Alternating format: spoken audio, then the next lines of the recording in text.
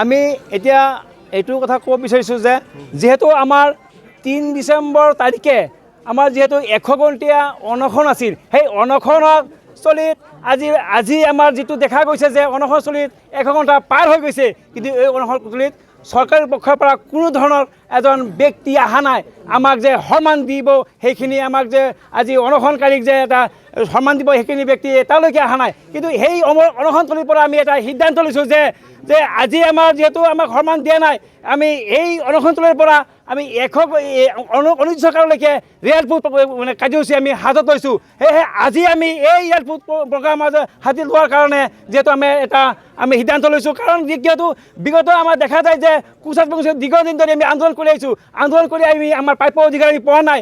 দেখা যায় আমাৰ যিটো কেৰেলৰ আমাৰ অধ্যক্ষ জীৱন সিং ডাঙৰীয়া আৰু লগতে DL ঘোষ ডাঙৰীয়াৰ লগত আমাৰ শান্তি চুক্তি সম্পূৰ্ণ হয়, কিন্তু শান্তি চুক্তি সম্পূৰ্ণ হয়, কিন্তু শান্তি চুক্তি এতিয়ালৈকে স্বাক্ষৰ হোৱা নাই।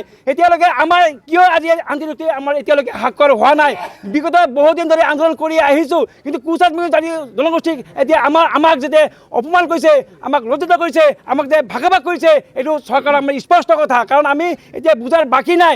আমি কিন্তু এতিয়া আজি এই আমাৰ সভাস্থলীৰ পৰা আজি আমাৰ যিটো ৰেলপথ আজি সভাস্থলীৰ পৰা মই আজি কেন্দ্ৰ চৰকাৰ আৰু ৰাজ্য চৰকাৰ সকাই দিব বিচাৰিছোঁ যে আমাৰ যিহেতু আমাৰ অনাগত দিনৰ কাৰণে যদি আমাৰ 26ৰ আগত যদি আমাৰ কেন্দ্ৰীয় চৰকাৰে যদি শান্তি চুক্তি আমাৰ সম্পূৰ্ণ নহয়, আমাৰ পিছকা যদি আমাৰ সম্পূৰ্ণ নহয়, তেতিয়াহ'লে ইয়াতকৈ আমি বৃহত্তৰ আন্দোলন আমি গঢ়ি তুলিবলৈ আমি বাধ্য হ'ম। যিহেতু আজি যদি আমাৰ চৰকাৰে কেন্দ্ৰীয় চৰকাৰে এটা মেছেজ পঠাইছে, এইটো আমাৰ একেই মিছৰ এটা মেছেজ পঠাইছে, এসপ্তাহৰ ভিতৰতে কেন্দ্ৰীয় চৰকাৰে আমাক এটা টিম এটা KDCক আমাক মাতিছে আৰু যিহেতু শান্তি চুক্তি সম্পূৰ্ণ হ'ব বুলি আজি আমাক এটা সুন্দৰ এটা বাৰ্তা দিছে, সেইকাৰণে আমি ধন্যবাদ জ্ঞাপন কৰিছোঁ।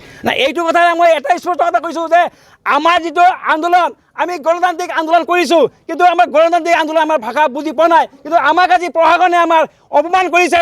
কালি আমাৰ সতীৰ্থসকলক আমাৰ মানে মাৰপিট কৰিবৰ কাৰণে প্ৰশাসনে এতিয়া দ্বিধাবোধ কৰা নাই, আমাৰ বেয়া ব্যৱহাৰ কৰিছে প্ৰশাসনক। আমি তীব্ৰভাৱে গৰিহণা দিছোঁ, কাৰণ কিয় আমাক যে গণতান্ত্ৰিক আন্দোলন আমি ভাষাটো বুজি পোৱা নাই নেকি?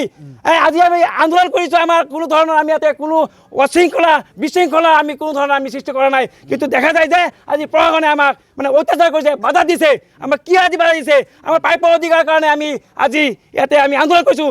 প্ৰশাসনে এইটো ভাবিব যে আমি প্ৰশাসন দেখি আমি কেতিয়াও ভয় নকৰোঁ, আমাৰ জাতি মাটিৰ কাৰণে আমাৰ উদ্দেশ্যৰ কাৰণে আমি মৰিবলৈ সাজু আছোঁ। প্ৰশাসনে আমাক কি ভয় দেখাইছে? এইটো আমি কেতিয়াও এইটো ভয় খোৱা নাই। কিন্তু এইটো আমাক অপমান কৰিছে। কালি যিটো আমাৰ ঘটনা হৈছে, আমাক থানাত নি পেলাই আমাক যিটো চৰম অপমান কৰিছে, এইটো আমি লজ্জিত পাইছোঁ। আমি অসম চৰকাৰক কেন্দ্ৰীয় চৰকাৰক সকাই দিছোঁ আৰু প্ৰশাসনক মই তীব্ৰভাৱে গৰিহণা দিছোঁ যে অসম চৰকাৰ আপোনালোকে এইখিনি আপোনালোকে নকৰিব, আপোনাক এইখিনি কথা বিৰতি ৰাখক, অন্যথা আমি কুচাকমুখ জাতি আমি হাবুলি বহি নাথাকোঁ, আপোনাৰ অপমান সহ্য নকৰোঁ। আগৰ দিনৰ কাৰণে আপোনালোকে এই প্ৰত্যুত্তৰ দিবৰ কাৰণে আমি সাজু আছোঁ।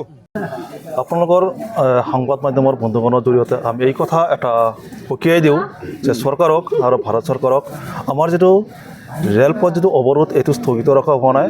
আমাৰ কেন্দ্ৰৰ নিৰ্দেশনা অনুযায়ী আমাৰ যিটো ভাৰত চৰকাৰে যিটো বাৰ্তা দিছে, এই বাৰ্তাটো 7 দিনৰ ভিতৰত আমাৰ যিটো KLO আৰু KNৰ যিটো শান্তি চুক্তিৰ কাৰণে যিটো পিচ ৰেকৰ্ড, সেই পিচ ৰেকৰ্ডটো ফলপ্ৰসূ কৰিব। আৰু ফলপ্ৰসূ যদি 7 দিনৰ ভিতৰত নকৰে, তে পৰৱৰ্তী পৰ্যায়ত আমি ভাৰতীয় অৰ্থনীতিৰ মুদ্ৰাস্ফীতি, ৰেলপথ অৱৰোধ আৰু নেশ্যনেল হাইৱে এই দুটা কাৰ্যসূচী আমাৰ চলি যাব। আৰু সেইটোৰ কাৰণে আমি প্ৰশাসনৰ কোনো ধৰণৰ যিটো ভ্ৰূক্ষেপ নকৰাকৈ আমি গণতান্ত্ৰিকভাৱে আমি আগুৱাই যাম, যিটো নেকি আমাৰ যিটো কোচ ৰাজবংশী জনগোষ্ঠীৰ যিটো নেকি আমাৰ মুখ্য উদ্দেশ্য।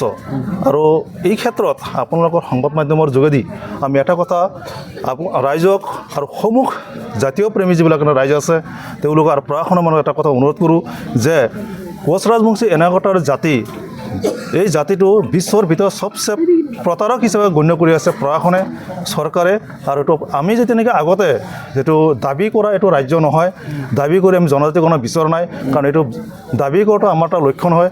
আমি যিটো সাংবিধানিক মৰ্যাদা আমাৰ যে আগতে যিটো ক্ষমতাবোৰ আছিল, সেইটো আমি পুনৰ গঠনহে বিচাৰিছোঁ। আৰু সেইটো লক্ষ্য ৰাখি আমাৰ যিটো জাতীয় নেতা জীৱন সিং সংগ্ৰামত গৈছিল আৰু তেওঁলোকক আমন্ত্ৰণ ক্ৰমে ভাৰত চৰকাৰে আনিছিল।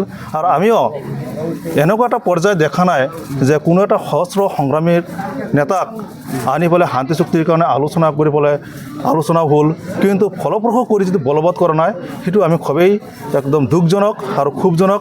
আৰু সেইটো আমি পৰৱৰ্তী পৰ্যায়ত আমাৰ যিটো কোচ ৰাজবংশী জনগণ কামতপুৰী জনগণ সেইটো কোনো প্ৰকাৰে সহ্য নকৰে আৰু আগন্তুক দিনত আমি খুব ৰিচেণ্টলি ভয়াৱহ কাৰ্যসূচী আমি হাতত ল'ম সেইটো কাৰণে আমাৰ প্ৰশাসন দায়ী থাকিব ভাৰত চৰকাৰ দায়ী থাকিব অসম চৰকাৰ দায়ী থাকিব আৰু আমি কোচ ৰাজবংশী জনগণ কোনো প্ৰকাৰে দায়ী নাথাকিম 7 দিনৰ সময়সীমা দিয়া আপোনালোকক বান্ধি পেলাই তেওঁলোকে নিৰাময় কৰাৰ প্ৰতিশ্ৰুতি দিছে 7 দিন এসপ্তাহ পাৰ হৈ যোৱাৰ পিছত যদিহে নহয় কি সিদ্ধান্ত হ'ব পৰৱৰ্তী সময়ত হয় তেওঁলোকে ভাৰত চৰকাৰে গৃহ বিভাগে আমাৰ এটা অনাৰ দিছে যে 7 দিনৰ ভিতৰত যাতে 20 একৰৰ বিষয়ে আমাৰ কেন্দ্ৰীয় নেতৃত্ববৰ্গৰ আমাৰ জাতীয় মাটিৰ যে আইকনিক লিডাৰ যিজন নেকি জীৱন সিংহ কোচৰ লগত তেখেতৰ লগত 7 দিনৰ ভিতৰত আলোচনা কৰি আমাৰ যিটো নেকি যিটো নিৰৱচ্ছিন্ন যিটো নেকি প্ৰাপ্য যিটো অধিকাৰ সেইটো ৰাখিব আৰু যদি নহয় তো মই পৰৱৰ্তী আপোনালোকৰ মাধ্যমৰ যোগেদি জনাওঁ আমাৰ দুটাই কাৰ্যসূচী আছে এটা হ'ল কি নেশ্যনেল হাইৱে অৱৰোধ আৰু